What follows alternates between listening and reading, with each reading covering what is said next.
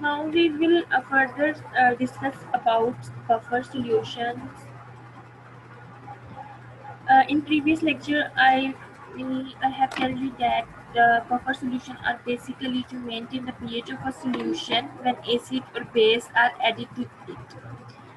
और consistent of weakly associate जो weakly dissociate acid होता है, जो dissociate मतलब जो अपने आयन्स में डिवाइड होता है, वो प्रोटॉन डोनर होता है, मतलब वो हाइड्रोजन आयन डोनेट करता है, और जो कॉन्जुगेट बेस या उसका सॉल्ट होती है उसी एसिड का, वो उसका एक्सेप्टर होती है.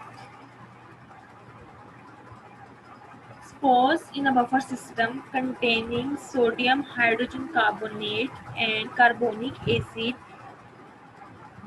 HCl is added. Thus, HCl with a strong acid and is expected to raise the hydrogen concentration react with the base to shield carbonic acid, a weak acid due to little. ये मैंने आपको last lecture में भी बताया था कि अगर हम किसी सॉल्यूशन में स्ट्रॉन्ग एसिड डालते हैं और हम ये एक्सपेक्ट करते हैं कि जो पीएच है वो एकदम से डिक्रीज कर जाएगी, तो ऐसा नहीं होता, क्योंकि जब वो एसिड डिसोसिएट होता है तो जो उसकी कॉन्जुगेट बेस होती है या सॉल्ट होता है वो उसका हाइड्रोजन प्रोटॉन एक्सेप्ट करता है और वो एक वीक एसिड में कन्वर्ट होता है, जिसकी वजह से जो पीएच है वो स्लोली डिक्रीज करेगी, क्योंकि हम एसिड ऐड किए तो पीएच डिक्रीज करेगी और हाइड्रोजन आयन कंसंट्रेशन इंक्रीज करेगी, जिसकी वजह से जो है पीएच जो है वो लेस अमाउंट में डिक्रीज करेगी, लेस चेंज आएगा, रादर आप ये कह सकते हैं पीएच में, जिसकी वजह से हम कहते हैं कि जो बफर सोल्यूशन है वो मेंटेन करते हैं पीएच को in a narrow range. Next, similarly अगर हम एक बेस स्ट्रॉन्ग बेस ऐड करते हैं तो हम ये एक्सपेक्ट कर रहे होते हैं तो एकदम से राइज आएगा पीएच में, लेकिन सेम जिस तरह हमने एक स्ट्रॉन्ग एसिड ऐड किया था, इस तरह हमने स्ट्रॉन्ग बेस ऐड किया, वो जब डिसोसिएट होती है तो जो उसका कॉन्जुगेट एसिड होता है या सॉल्ट होता है वो उसको एक्सेप्ट करता है और स्लोली वीक बेस जो है वो फॉर्मेशन होती है, जो कि सोडियम बाइकार्बोनेट, जो कि एक वीक बेस है कंपेयर टू सोडियम हाइड्रोक्साइड. तो जो पीएच में जो राइज होता है वो क्वाइट स्मॉल होता है, वो एकदम से पीक फॉर्मेशन नहीं होती. कुछ सर्टेन पीएच होती हैं जिससे बफर सॉल्यूशन एक्ट बेस्ट, उसको हम भी आइसो इलेक्ट्रिक पीएच कहते हैं. एंड और उसके उस पीएच के ऊपर जो बफर है वो अपनी मैक्सिमम कैपेसिटी से वर्क परफॉर्म करते हैं और मैक्सिमम उनका बफरिंग पावर होता है और वो पीएच को नैरो रखने की कोशिश करते हैं, जैसे कि हीमोग्लोबिन और certain protein maintain pH of blood at 7.4. Next, इसके लिए हेंडरसन हेजलबैच इक्वेशन है. हेंडरसन हेजलबैच एक साइंटिस्ट था कि उसने एक इक्वेशन जो है वो ड्राइव की थी. तो उसके लिए उसने क्या किया था कि उसने एक बफर सॉल्यूशन में एक बफर सॉल्यूशन लिया था जिसमें एक वीक एसिड थी, जिसको उसने रिप्रेजेंट किया था HA के साथ, और उसका सोल्ट था जिसको उसने BA के साथ जो है वो रिप्रेजेंट किया था. जो हाइड्रोजन आयन्स हैं वो सिर्फ और सिर्फ एसिड के डिसोसिएशन से ही आएंगे, ठीक है. तो जब उसने एक बफर सॉल्यूशन लिया तो उसने उसमें हाइड्रोजन एक वीक एसिड लिया HA और उसकी सॉल्ट ली BA. तो जो हाइड्रोजन एसिड लिया था उसमें जो डिसोसिएशन हुई तो जो इक्वेशन बनेगी HA और उस एसिड की डिसोसिएशन हुई तो H+A. ये ऑब्वियसली ये एक रिवर्सिबल रिएक्शन है. अगर हम इस इक्वेशन को लिखें जैसे कि हमने केमिस्ट्री में पीछे पढ़ा है फर्स्ट ईयर एसएससी में या मैट्रिक में, तो जो हमारा प्रोडक्ट होता है वो ऊपर आता है और जो हमारा रिएक्टेंट होता है वो नीचे आता है डिनोमिनेटर में, ठीक है. तो HA डिवाइडेड बाय HA, ठीक है, H into A divided by HA. तो इसको हम कहते हैं कांस्टेंट वैल्यू और इसको हम कहते हैं डिसोसिएशन और ionisation constant of an acid, और जिसको हम रिप्रेजेंट करते हैं Ka से, ठीक है.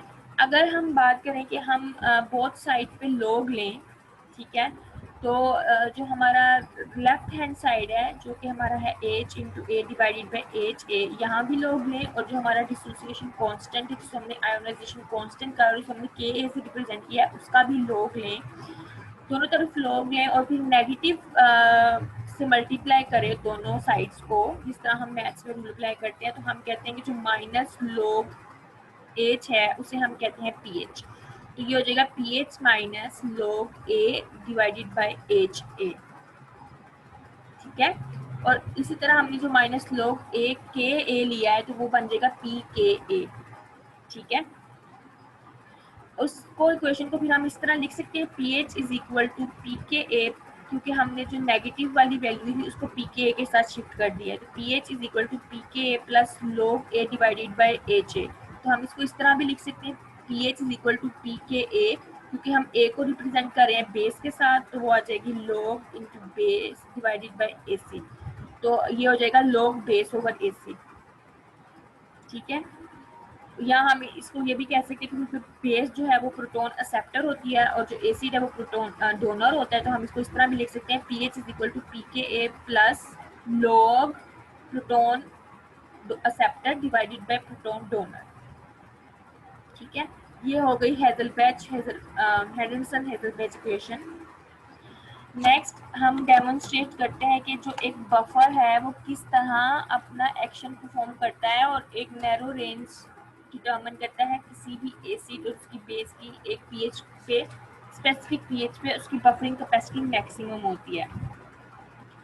This is basically done by titrating the weak acid with base, usually sodium hydroxide. Suppose there, मैं आपको एक ग्राफ से रिप्रेजेंट करूंगी, तो उस ग्राफ के लिए हमें पहले पता होना चाहिए हमने वो ग्राफ कैसे बनाया है।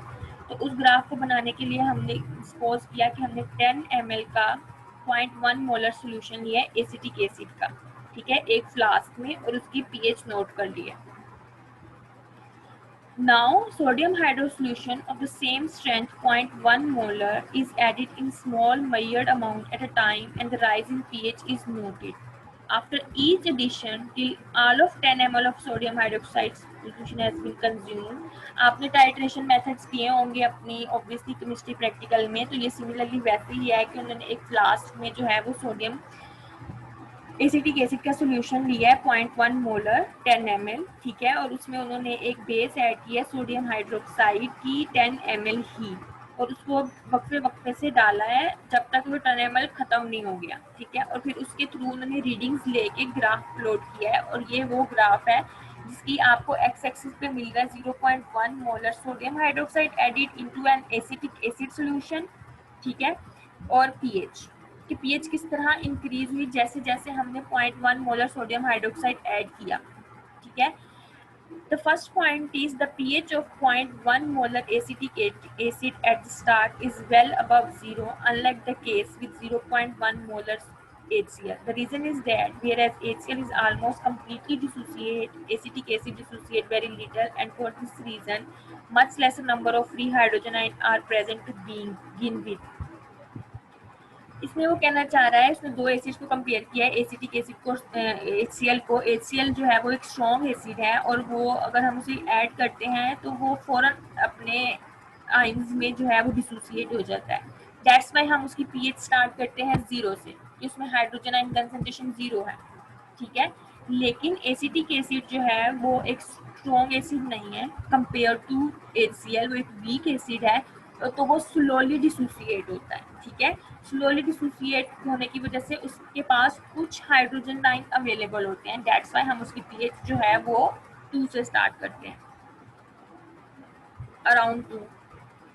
Next, the rise in pH is faster in the beginning, but on reaching the pH of about 3.8, it becomes slower. आप देख रहे हैं कि जो pH पे पहुंच 3.8 पे pH आई है, स्लाइट पहले जब हमने उसमें सोडियम हाइड्रोक्साइड ऐड करना शुरू किया तो एकदम से पीक बनी है और pH जो है वो इंक्रीज हुई है और अराउंड 4 के पास गई है। जब उन्होंने देखा कि जब 3.8 के पास गई है pH, तो pH में जो इंक्रीज है वो स्लो हो गया। अब आप देख रहे हैं कि एक कांस्टेंट सी लाइन आ रही है, ठीक है। The slowest rise in pH on adding sodium hydroxide is around pH, ठीक है, 3.8. On continuing to add sodium hydroxide after pH 4.8, the rise in pH remains slow. But on reaching pH of about 5.8, देख रहे हैं कि आप pH 3.8 से लेके 5.8 तक एक कांस्टेंट सी ऑलमोस्ट लाइन आ रही है, लेकिन जब वो 5.8 पे पहुंचती है pH, क्योंकि हम सोडियम हाइड्रोक्साइड ऐड करें वो एक बेस है तो वो pH को इंक्रीज ही करेगी। तो जब वो 5.8 पे पहुंचते तो एकदम से फिर से राइज आना शुरू हो जाता है, फास्टरली जो है वो पीएच में इंक्रीज आता है। This value show that their buffering power is less at pH value below 3.8 and above 5.8।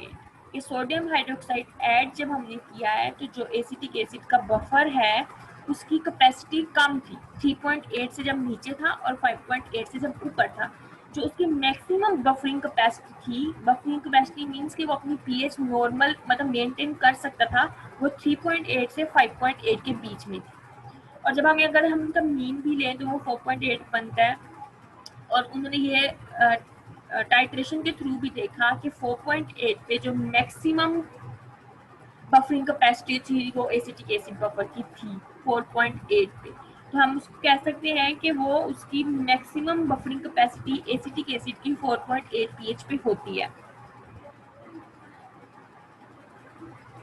pH value of 4.8 was obtained when 5 ml of 0.1 molar NaOH was added. This means that one half of acetic acid have been dissociated. In other words, at this pH, 50% of original acetic acid is present and the remaining one half is acid.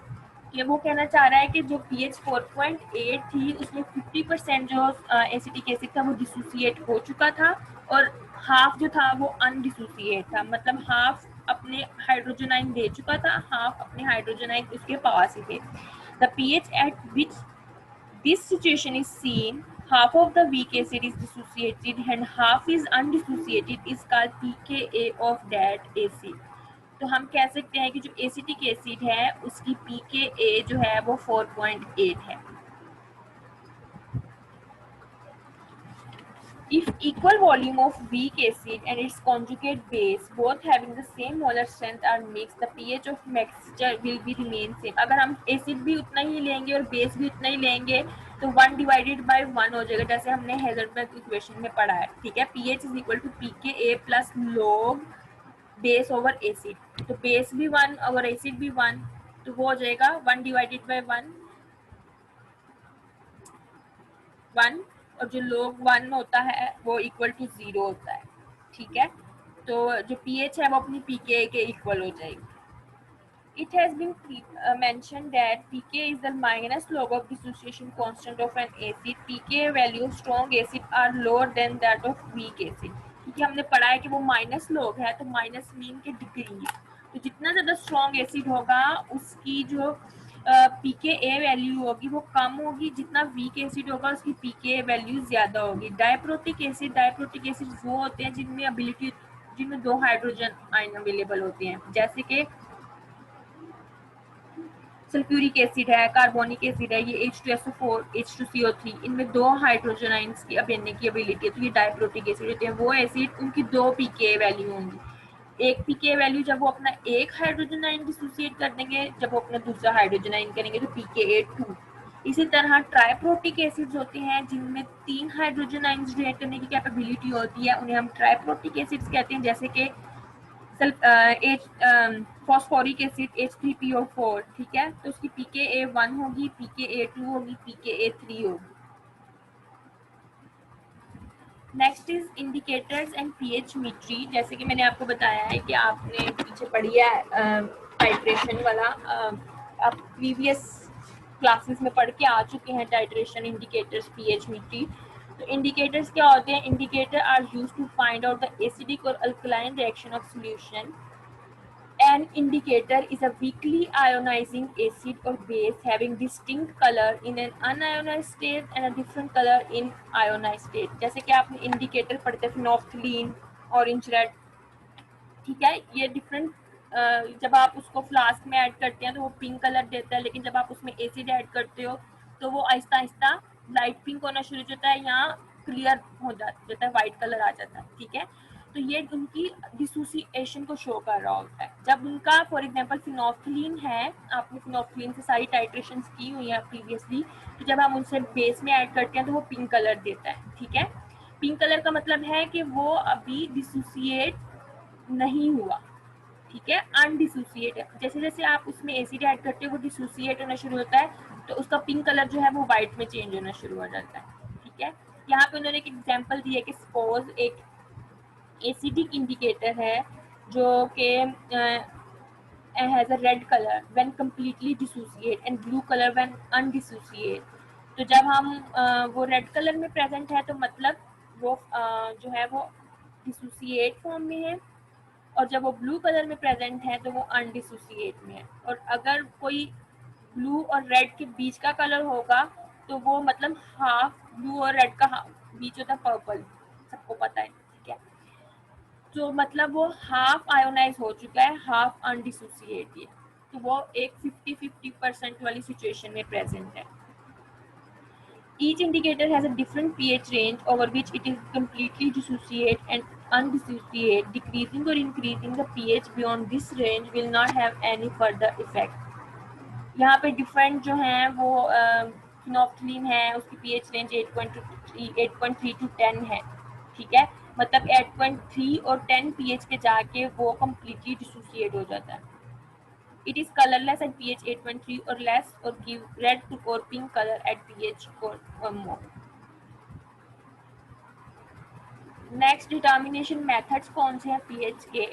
एक आपने देखी होगी pH strips होती हैं, ठीक है। आप उनको वो डिप करते हो सोल्यूशन में, फिर जो कलर आता है तो वो आप कहते हो उसको एक पीएच कार्ड दिया जाता है, उसके ऊपर कलर लेबल होते हैं 0 to 14, ठीक है। तो आप मैच करते हो कि कौन से कलर के साथ मैच कर रहा है, तो आप कह देते हो कि ये सोल्यूशन अल्कलाइन है, न्यूट्रल है या एसिडिक है, ठीक है। एक ब्लू लिटमस पेपर होता है, अगर ब्लू लिटमस एसिडिक कंटेंट है तो जो ब्लू लिटमस है वो रेड हो जाएगा।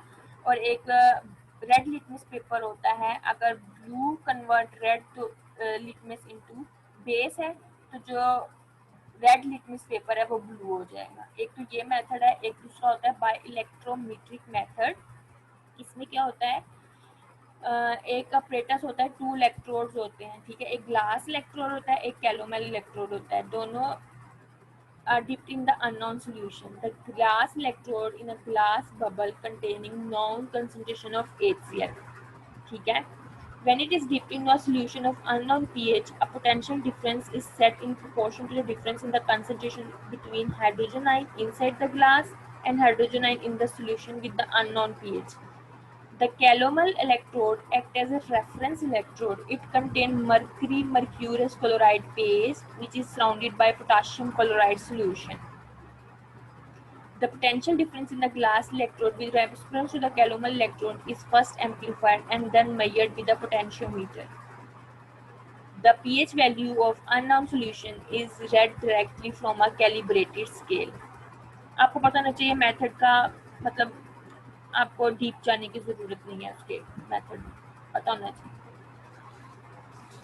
Next is the colloidal state. The word colloid means glutenaceous or resembling glue and was first used for solution of certain substances such as protein, starch and gums, which do not diffuse through the most of the membranes. Substances which diffuse readily through membrane were called crystalloids. और ये property जो है colloidal solution की base कर रही होती है size of the particle पे, ठीक है। On the other hand, the solvent और continuous dispersion medium हम कहते हैं solution को, और disperse phase हम कहते हैं solvent को। Has nothing to do with it, मतलब solution का इससे कोई लिंक नहीं होता, सब डिपेंड कर रहा होता है जो हमारा solvent होता है उस पे। Colloidal particle may be single ion molecule or aggregate of molecule. Next, there are certain classification of colloidal solutions. First one is true solution particles in a solution. When dissolved, they disintegrate into individual ion. कि कब हम differentiate करते हैं कि एक solution true solution है या वो colloidal particles है या वो suspension है। तो हम कब कहते हैं कि जो solution है वो true है, कि जब हम उसमें solvent को dissolve करते हैं तो वो disintegrate हो जाता है individual ion और molecule में which are less than 1 nanometer in size in diameter, और ये इलेक्ट्रॉन माइक्रोस्कोप से विजिबल नहीं होते और ये कभी सेटल आउट नहीं होते, सेटल डाउन नहीं होते सोल्यूशन में, तो उसको हम कहते हैं ट्रू सोल्यूशन। कोलाइडल पार्टिकल्स क्या होता है, इन दिस केस जो साइज है पार्टिकल्स का वो 1 to 100 नैनोमीटर होता है, और समटाइम कुछ साइंटिस्ट कहते हैं कि 500 नैनोमीटर भी होता है। ये इलेक्ट्रॉन माइक्रोस्कोप से देखा जा सकता है और अल्ट्रा माइक्रोस्कोप से भी। ये these particles do not settle out of the solution spontaneously but they can separate it from solution by various methods। और ये सेटल आउट नहीं होते हैं इमीडिएटली और हम इनको सेपरेट कर सकते हैं डिफरेंट मेथड से, वो हम आगे डिस्कस करते हैं। Next is suspension. These are bigger than colloidal particle and they along with the solvent make solutions. Suspension, these particles settle down spontaneously and can be seen with the ultra microscope or even with the naked eye। अब इन तीनों में difference ये है कि जो true solution है वो बहुत ही स्मॉल पार्टिकल इन साइज हैं जिनको हम नहीं देख सकते इवन विद इलेक्ट्रॉन माइक्रोस्कोप, और वो कभी सेटल डाउन नहीं होते सॉल्यूशन। ठीक है। Next is colloidal particle. इनका साइज इन बिटवीन होता है between suspension and true solution, और इनको हम इलेक्ट्रॉन माइक्रोस्कोप और अल्ट्रा माइक्रोस्कोप से देख सकते हैं, लेकिन after they take time to settle down in a solution। And next one is suspension। they are immediately suspended into the solution and dissolve हो जाते हैं, और इनको even naked eye से भी देखा जा सकता है। आपकी बुक में at page number 25 physicochemical principle में टेबल नंबर 2 to 3 में डायमीटर ऑफ सम पार्टिकल्स दिए हुए हैं, तो उस पर आप डिटर्मिन कर सकते हैं किसको आप इजीली देख सकते हो और डिसॉल्व कर सकते हो सॉल्यूशन में। Next, there is some properties। The term colligative mean tied together, and colligative properties are those which are simultaneously bestowed upon a solvent by its content of solute particles। इसका मतलब ये है कि कुछ सॉल्वेंट जो हैं वो अपने सोल्यूशन में कुछ प्रॉपर्टीज इम्पोज करते हैं, कि मतलब एक सोल्यूशन है और हमने उसमें सॉल्वेंट ऐड किया तो सोल्यूशन की प्रॉपर्टीज में डिफरेंस आता है, उसका प्रेशर इंक्रीज करता है, बॉइलिंग पॉइंट रेज करता है, फ्रीजिंग पॉइंट डिप्रेस और वेपर प्रेशर भी डिक्रीज करता है। As the particles in colloidal solution are much bigger than those in the true solution, a colloidal solution will contain only a minute fraction of number of particles present in a true same solution।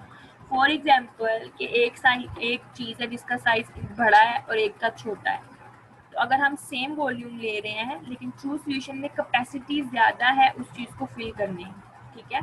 For example हमने दो 10 ml की flask ली, ठीक है, और चलो beaker कर लो, 10 ml के 2 beaker लिए हैं, एक में हम रूई ऐड कर रहे हैं और एक में हम ऐड कर रहे हैं कोई भी ग्रेन कर लो। ठीक है।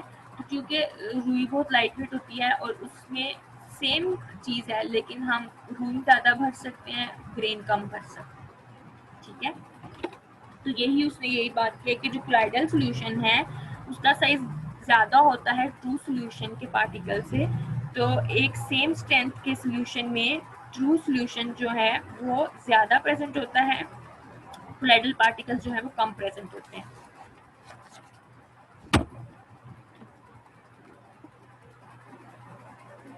Next is type of colloidal solution. दो तरह के होते हैं, एक होते हैं लायोफिलिक और दूसरे लायोफोबिक। जो लायोफिलिक होते हैं इन्हें हम इमल्जन्स भी कहते हैं और ये प्रोटीन लविंग होते हैं।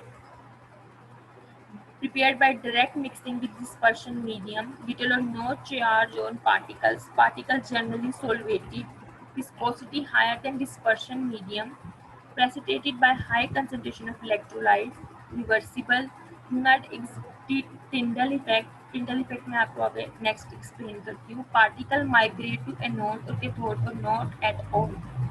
ये लायोफोबिक कोलाइड्स होते हैं, ये प्रोटीन हीटिंग होते हैं और इनको हम सस्पेनसॉइड्स कहते हैं। Not prepared by direct mixing with medium, particle carry positive और negative charge, no solvation of particle, viscosity almost the same as of medium, precipitated by low concentration of electrolyte, irreversible हैं, exhibit करते हैं Tyndall effect, particle migrate to either anode और cathode, क्योंकि उनके ऊपर charge present होता है तो वो किसी ना किसी की तरफ जाएंगे, और lyophilic being neutral in charge वो कहीं भी माइग्रेट नहीं करते। सबसे पहले अगर हम बात करें लायोफिलिक कोलाइड्स की तो ये मोर स्टेबल होते हैं than lyophobic. As in the case with lyophobic collide, the lyophilic collide particle have a charge, but in addition they are surrounded by a very tightly bound layer of solvent. Due to presence of charge or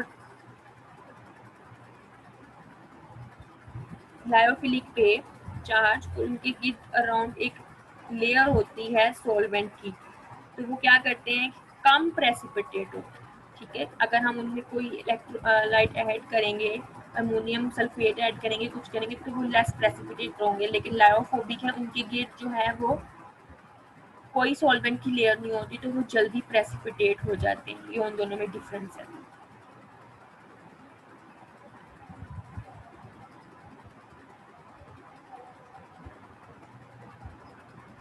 next is separation of colloidal particle. हम separate करते हैं colloidal particle को different method से।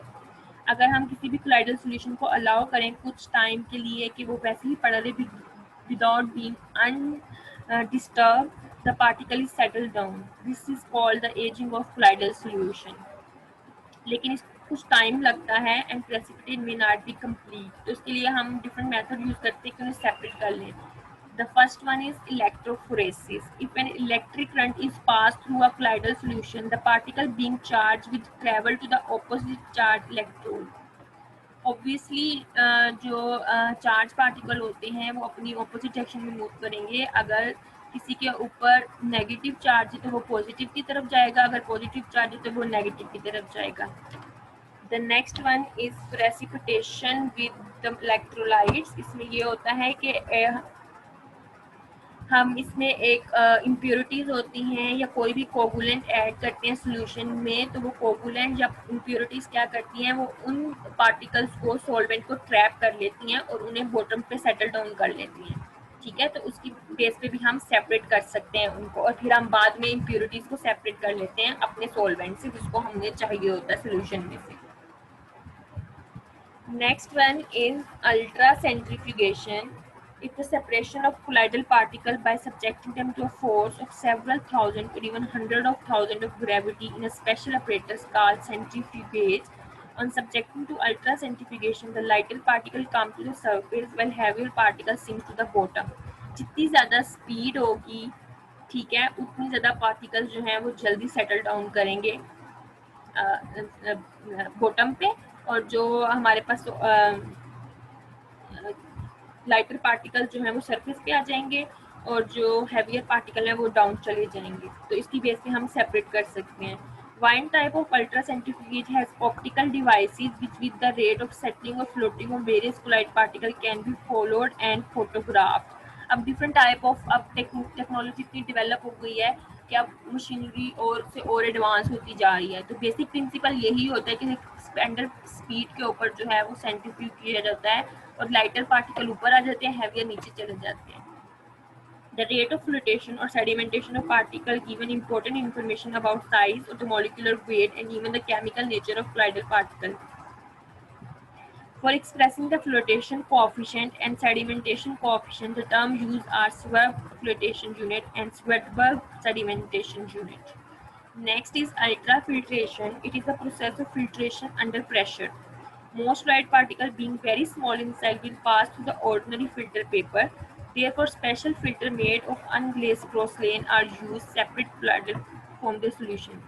इसमें ये बताया गया कि अल्ट्रा फिल्ट्रेशन में क्या होता है कि कुछ पार्टिकल्स तो इजीली फिल्टर पेपर में से पास हो जाते हैं और वो नहीं इजीली कलेक्ट कर लिया जाता है, लेकिन कुछ स्पेशली डिज़ाइन पोर्सिलेन के फिल्टर पेपर बनाए गए हैं जिसमें से 1 नैनोमीटर का डायामीटर जो है उनका होता है। तो जो 1 नैनोमीटर से छोटे होते हैं वो नहीं पास कर पाते, तो फिर उनके ऊपर स्पेशल प्रेशर अप्लाई किया जाता है ताकि वो उस फिल्टर पेपर में से पास कर जाए।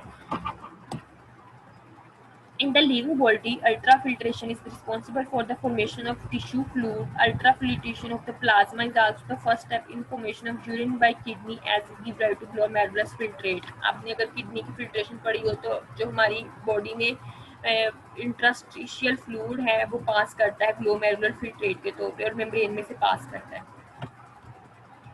Next one is dialysis. Dialysis का प्रोसेस जो है वो हम यूज़ करते हैं फॉर रिमूविंग इम्प्योरिटीज और waste product from our body, जब किडनीज जो हैं अनएबल होती हैं अपना फंक्शन परफॉर्म करने को। If we place a solution containing sodium chloride and a colloid in a bag made of some kind of membrane like colloid, dune or cellophane and immerse this bag in water, NaCl will move out of the membrane, but the protein molecule will be held back within the bag. क्योंकि protein molecule का size बड़ा होता है और sodium chloride छोटा होता है। Sodium chloride जो है वो उस बैग में से, क्योंकि हमने उसको एक मेम्ब्रेन की तरह बनाया है, तो वो उसमें से पास कर जाएगा।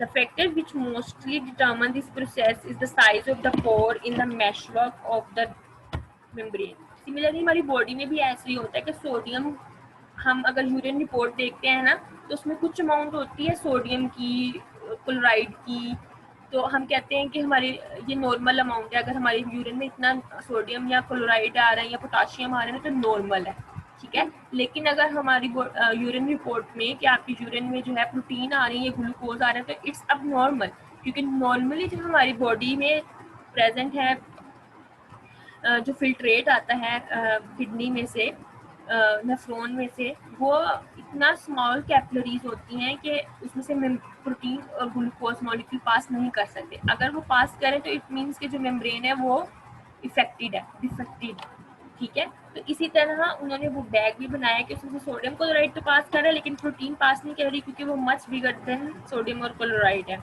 तो वो बैग में ही रहता है। If we change the water outside the dialyzing bag at frequent interval, we can almost completely get rid of sodium chloride and only the protein particles will be left behind. Last traces of electrolyte may be removed by electrodialysis, in which an electric current is passed to solution in a suitably designed apparatus. Dialysis is the basis of artificial kidney, which is used to remove waste product from the body that accumulate in case of renal failure.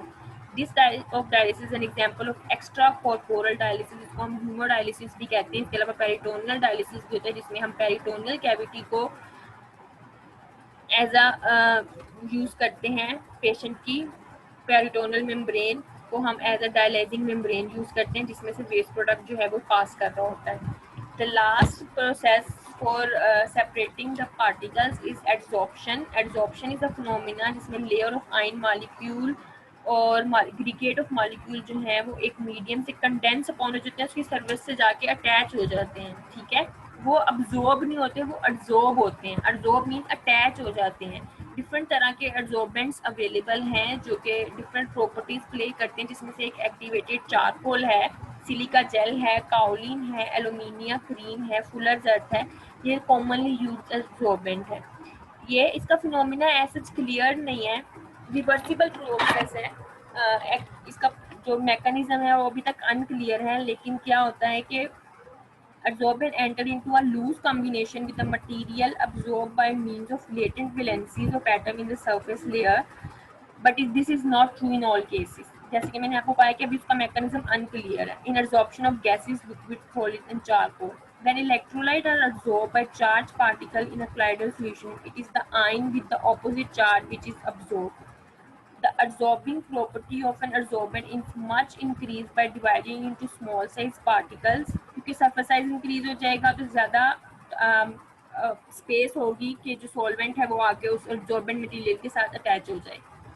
Activated charcoal is one of the best adsorbent because 1 gram of it has found to have a surface around 120 square meters. Rounding to other workers, the surface area of 1 gram of activated charcoal is 3000 square meter. It is this very large surface area which enable 1 gram of activated charcoal to bind up to 380 ml of sulfuric acid.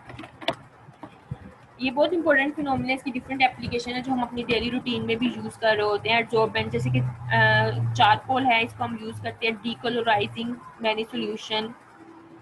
इसके अलावा ऑब्नोशियस gases को remove करने के लिए भी use करते हैं। Excessive gas in the gastrointestinal tract में हो जाए उसको भी रिमूव करता है कि पॉइजनिंग ना कॉज कर सके। काउलिन को हम यूज़ करते हैं डायरिया में और बैक्टीरियल टॉक्सिन्स को एब्जॉर्ब करके बॉडी से रिमूव करता है। इसके अलावा हम प्रोटीन की प्यूरिफिकेशन में भी यूज़ करते हैं। Next is the certain properties of colloidal solutions. A colloidal solution, when it exists in solution form liquid, is called SOL, sol. And many lipophilic colloids can be changed into a semi-solid form which is called gel. Gelatin आप use करते हैं अक्सर binding करने के लिए, ठीक है, thickening देने के लिए जेलीज में, जैम्स में, तो वो जेल वही है। The process of forming a gel is called chelation. Common example of gels are fruit jellies, gelatin, dessert, and custard. Gelatin is a protein whose solution is in the solid form when dilute, but when higher concentration are allowed to stand for some time, a gel result. By warming, this gel can be converted again to solution. मतलब जो jail है वो solution में back convert हो सकती है. ये एक reversible process है. Long chain of colloidal molecules interlace to form a continuous network which encloses the entire dispersion medium. If the gel is allowed to stand for some time, it shrinks and the dispersion medium slowly oozes out. This process is called synersis and is analogous to the retraction of the clot of fibrin, which is accompanied by the oozing out of the serum. इस तरह ही होता है कि अगर आप ने देखा होगा कि अगर आप सोक करके रखते हैं जेलेटिन को for time in a water, तो समटाइम्स जो है वो बाहर आ जाता है, एक ग्रीसी सी एक क्या आप कह सकते हैं उसको, एक लेसदार जो है वो आना शुरू हो जाती है, तो वो ऊज आउट कर जाता है सॉल्यूशन में. Next is thixotropy. The structure of a gel may be broken by shaking or stirring, and on standing a gel may be formed again. The phenomena of reversible from solution to gel and gel to solution form is termed thixotropy. An example, 50% solution of zinc oxide in a paraffin is liquid when shaken. It changes to gel form very rapidly on standing. जब तक हम उसे shake करते रहेंगे zinc oxide को एक solution में, तो वो सॉल्यूशन रहेगा, SOL सोल रहेगा, लेकिन जैसे ही हम उसको थोड़ी देर के लिए रखेंगे वो जेल फॉर्म कर देगा. It is thought that thixotropy occurs in colloidal system having non-spherical particles. Next is imbibition. It is a process by which dry proteins taken up water and retain it. जैसे आपने देखा है कि अक्सर for example जो हम black gram होते हैं जिसे हम चने कहते हैं, हम रात को सोख करके रखते हैं, जब सुबह उठते हैं वो फूले हुए होते हैं, तो वो क्या करते हैं, वो इम्बिबिशन का प्रोसेस कर रहे होते हैं क्योंकि वो अपने अंदर वाटर रिटेन कर लेते हैं और स्वेल हो जाते हैं. The water can be squeezed out only with great difficulty and pressure. Sea take up water with great ease as their protein are in a dehydrated state. Imbibition is greatly increased in the presence of sodium, potassium and calcium ion. और अक्सर आपने देखा होगा कि आपकी mother's जो हैं वो उसके अंदर मीठा सोडा ऐड करती हैं. वो मीठा सोडा इसलिए ऐड करती हैं ताकि वो ज़्यादा से ज़्यादा वाटर जो है, क्योंकि उसमें सोडियम, पोटाशियम, कैल्शियम इस तरह के मिनरल्स प्रेजेंट होते हैं, तो वो हेल्प करते हैं कि ज़्यादा से ज़्यादा पानी जो है वो प्रोटीन्स रिटेन कर सकें. Next is Brownian movement. If we see a colloidal solution constantly through an ultra microscope, the particles are seen to be in a zigzag motion. This is called Brownian movement, and it is due to unequal and random bombardment of the particle of dispersed phase by the molecule of the solvent. The Brownian movement is more if the particle is of small size and solvent is less viscous. A rise in temperature also increases Brownian movement. Next is Tyndall effect. In the ultramicroscope, an intense beam of light is passed transversely through the colloidal solution, which is then viewed at right angle to the path of incident light. The colloidal particle appear as bright spot against a dark background. The path of beam of light passing through a colloidal solution becomes plainly visible as milky turbidity. This phenomenon is known as Tyndall effect. जैसे कि अब आप ये देख रहे हैं इस picture में कि एक लाइट पास की जा रही है सॉल्यूशन में से, और जो है फिर उसको उसके बाद देखा जाता है, उस लाइट के थ्रू देखा जाता है, तो बैकग्राउंड पे जितना सॉल्वेंट होता है वो डॉट्स के तौर पे नज़र आ रहा होता है. The ultramicroscope does not make visible the particle themselves. The particle absorb light energy and then becomes self-luminous as a part of the energy is given off. In some cases, the scattering of light by the particle may be so great that the particle becomes visible even with the naked eye. Since it is not the particle but the light scattered by them which is seen in the ultramicroscope, no idea of the size, shape or color of the particle may be formed.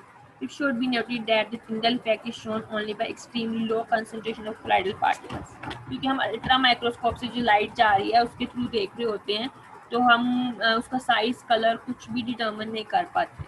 बस हम देख रहे होते हैं कि solution में जो है वो कोलाइडल सॉल्यूशन है और उसमें पार्टिकल्स प्रेजेंट हैं. Next is mutual precipitation of colloids. If sufficient negatively charged colloid is added to a positively charged colloid, their electric charges are decreased to a critical value and precipitation takes place. At the blood pH of 7.4, the plasma protein acts as negatively charged particle. For this reason, it is not safe to administer intravenously any positively charged colloid, क्योंकि वो उन्हें precipitate कर देगा.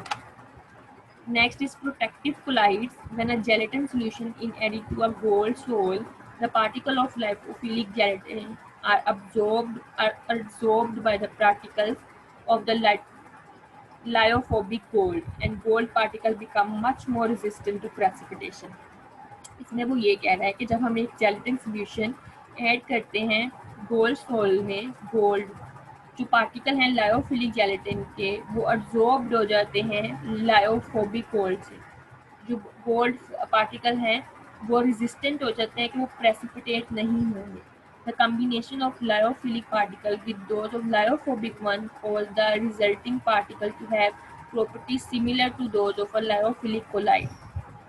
और lyophilic light की ही property है कि वो प्रेसिपिटेट नहीं होते. तो वो कह रहा है कि जब हम एक लायोफोबिक और लायोफिलिक को कंबाइन करते हैं तो वो रेजिस्टेंट हो जाते हैं प्रेसिपिटेशन से.